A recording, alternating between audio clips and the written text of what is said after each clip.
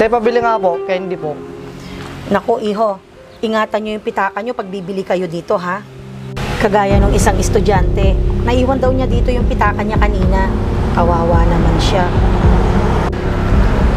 Halos hindi raw siya natutulog sa gabi. Makaipon lang siya. Tapos, napulot lang ng iba. Para saan daw po yung naipon niyang yun, ate?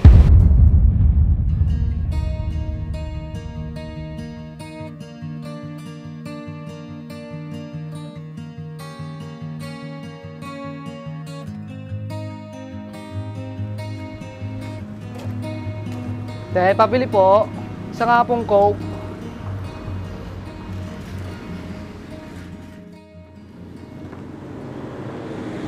Naku, time na pala namin.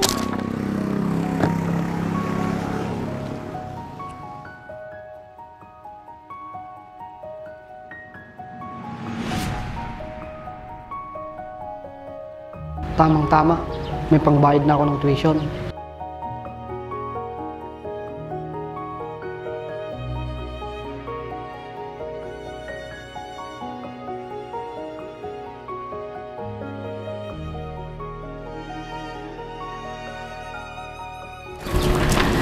Wala na pong Coke. Nasaan na yung bumibili yun? Hay nako, ito talaga mga estudyanteng to.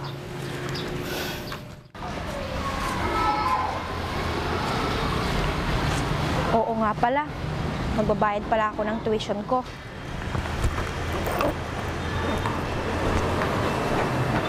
Asan na yun? Andito lang yun kanina.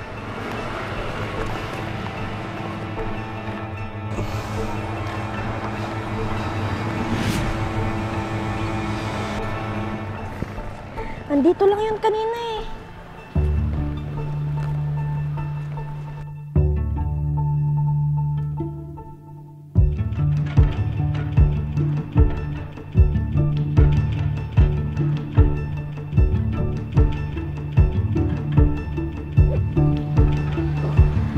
Oo.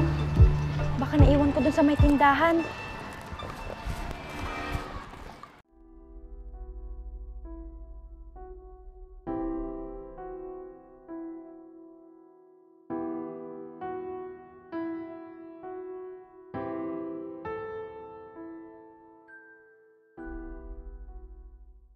Akalain mo yun, kapag bumili ka ng 1 liter car shampoo, meron ng kasamang ceramic wax spray. At hindi lang yan, sinamahan pa nila ng degreaser. Saan ka pa, di ba? Sa car shampoo pa lang, napakasulit na kasi napakabula at talagang malilinisan yung motor mo. Tapos dinagdagan pa ng ceramic wax spray na magbibigay ng instant shine at protection para sa paint ng motor. At ito pa ang malupit, meron pang kasamang degreaser para sa mga namuong langis sa makina ng motor. Sino ba namang hindi mapapabili, di ba? Bibili ka lang ng car shampoo, meron pang kasamang pampakintab at panglinis ng makina. Napakasulit talaga. Kaya kung ako sa'yo, i-check out mo na habang available pa.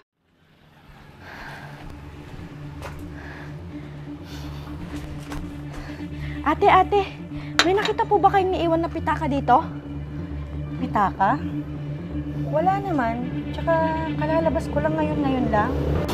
Wala po ba kayong nakitang sumunod na umupo doon nung umalis ako? Wala eh. Pero may bumibili kanina. Kaso, bigla na lang umalis. Hindi nga niya kinuha yung binibili niya eh. Nakilala niyo po ba? Nakita niyo po ba kung anong itsura? Naku, hindi eh. Bigla na lang kasi siyang umalis.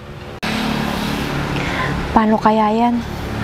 Pambayad ko pa naman sa tuition ko, yung laman nun. Naku, sayang naman. Sana ibalik naman nung nakapulot. Sana nga po. Pinaghirapan ko po kasi yon para may pangbayad lang ako sa tuition ko. Halos hindi ako matulog, makagawa lang ng mga pastillas at pulburon na pinapatinda ko sa mga tindahan. Tapos, mawawala lang. Naku, kawawa ka naman pala talaga. Biro mo, pinaghirapan mo para sa pag-aaral mo. Tapos, pakikinabangan lang ng iba. Yun na nga po eh. Saklap naman ng ganito. Maghintay lang tayo. Malay mo, may magsoli hanggang mamaya. Sana nga po, ate. Siya, sige na. Pumasok ka na. Balitaan na lang kita kung may magsusoli. Sige po, ate. Salamat.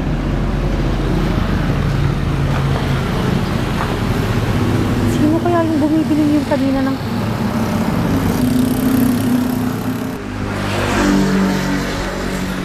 Te, pabili nga po, candy po. Naku, iho. Ingatan nyo yung pitaka nyo pag bibili kayo dito, ha? Kagaya nung isang estudyante. Naiwan daw niya dito yung pitaka niya kanina. Kawawa naman siya. Halos hindi raw siya natutulog sa gabi. Makaipon lang siya. Tapos, napulot lang ng iba. Eh, para saan daw po yung naipon niyang yun, ate? Pambayad daw sana niya ng tuition niya dyan sa eskwelahan niyo. Biro mo, halos magdamag daw siyang gumagawa ng mga pulburon at pastillas para may ibenta lang sa mga tindahan para sa tuition niya. Tapos, ganyan ang nangyari sa kanya. Halos maiyak nga siya kanina naghahanap siya dito. Eh, nasaan po yung may-ari ng pitaka? Bakit mo tinatanong? Ikaw ba nakapulot? Ha? Hindi po, tinatanong ko lang po. Ganun ba? Akala ko kasi ikaw na yung nakapulot. Hindi po. Sana haplusin ng Diyos ang puso ng nakapulot. Balik naman sana niya kasi pinaghirapan niya yon. Ate, asan na po yung candy na binibili ko? Ay, oo nga pala. Sandali lang at kukuha ako.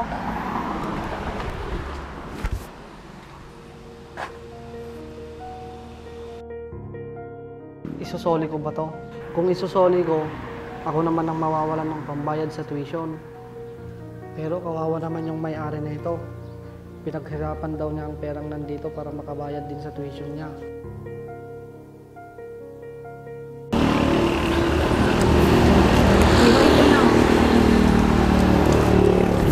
Salamat po. Bahala na.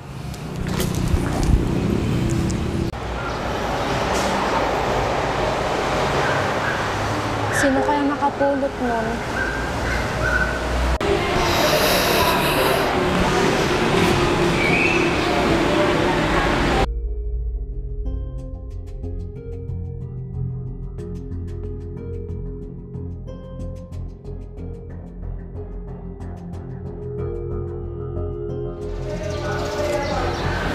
Miss, Sino ka? sa'yo ba to? Oo, kuya. Akin nga. Saan mo to nakita? Ang totoo, ako ang nakapulot din kanina sa may tindahan. Eh, ba't hindi mo sinoli ka agad? May ID naman ako dito. Pasensya ka na kung hindi ko sinuli agad. Muntik ko na kasi hindi malabanan ng tukso. Wala rin kasi akong pambayad ng tuition ko. Kaya nung napulot ko yan, naisip kong hindi ko na problema ang pambayad ko. Kaso kanina, nung bumalik ako sa may tindahan kanina, naikwento ni ate sa akin na iwan mo daw yung pitaka mo doon. Naikwento din niya kung paano mo inipon yung perang nandyan sa loob. Nakonsensya ako nung narinig ko yon. Kaya hindi ako nagdalawang isip na ibalik sa'yo. Pero may kasalanan pa ako. Kasalanan? Eh, naisoli mo na oh. Hindi eh. Tinanong na ako ni ate kanina sa may tindahan kung ako daw ang nakapulot. Kaso, hindi ko inamin. So, ibig mong sabihin, inilihim mo sa kanya na ikaw yung nakapulot ng pitaka ko? Oo. Kaso, natatakot at nahihiya ako. Alam mo, ang pag-amin ng maluwag sa puso ay isang katapangan. Hindi kahihiyan at lalong hindi nakakatakot. Dito nasusukat kung gaano kalakas labanan ang isang tukso o kasalanan. At nagawa mo nga. Nagawa mo namang ilihim, pero nagawa mo pa ring aminin. Pasensya ka na talaga ah. Ayos lang. At least, naisoli mo, di ba? Bilang ganting pala ko sa'yo, tara sa tindahan, ililibre kita. Naku, nakakahiya naman sa'yo. Hindi. Ako nga dapat yung mahiya sa'yo. Tara sa tindahan para pasasalamat ko naman sa'yo. Sige. Tara. Ang sarap pala sa pakiramdam. Yung wala kang tinatago o nililihim na nagawa mong masama. Salamat sa Diyos. Dahil hindi na ako hinayaang makagawa ng isang bagay na ikagiginhawa ko. Pero galing naman sa masama.